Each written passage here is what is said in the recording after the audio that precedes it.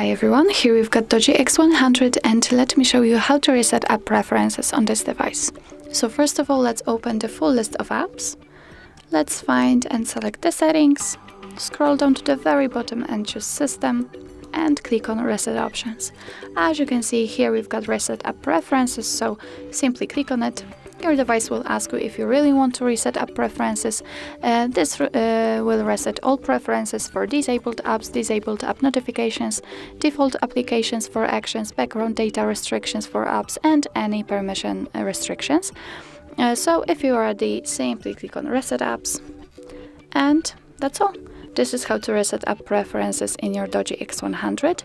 Thank you so much for watching. I hope that this video was helpful, and if it was, please hit the subscribe button and leave the thumbs up.